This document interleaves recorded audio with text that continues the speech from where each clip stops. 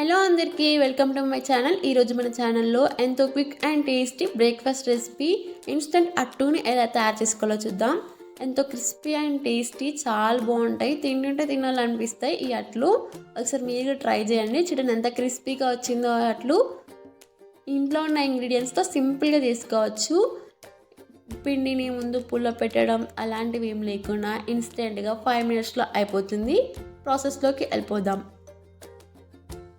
ఇక్కడ నేను 1 కప్ వరకు రైస్ ఫ్లోర్ని తీసుకుంటున్నాను.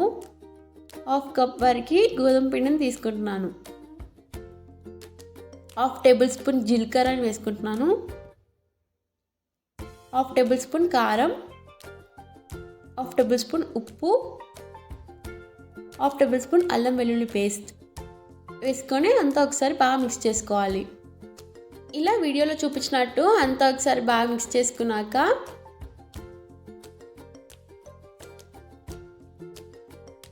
కొద్దిగా వాటర్ని వేసుకొని మిక్స్ చేసుకోవాలి. ఇలా వీడియోలో చూపించినట్టు పిండిని ప్రెస్ చేసుకొని బాగా మిక్స్ చేసుకోవాలి.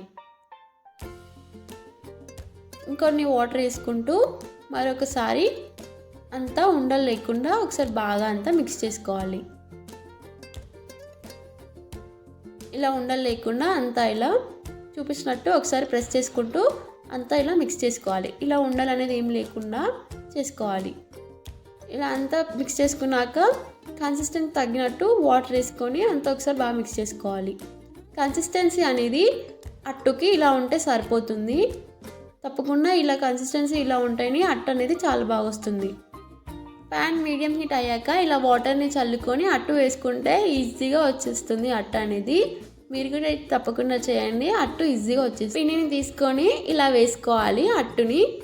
ఇక్కడ నేను వీడియోలో చూపించినట్టు నార్మల్గా ఇలా పోసుకోవాలి. అట్లా వేసుకుంటేనే అట్టు ఈజీగా వస్తుంది. అట్టు ఇలా వేసుకున్నాక 1 టేబుల్ స్పూన్ వరకు ఆయిల్ని తీసుకొని అంతా వేసుకోవాలి.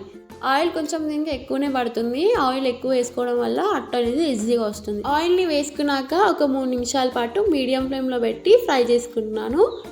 దీన్ని కొంచెం క్రిస్పీగా ఫ్రై చేసుకుంటేనే బాగుంటుంది అట్టు అనేది. చూడండి ఇక్కడ అట్టు ఎంత ఈజీగా వచ్చేస్తుందో.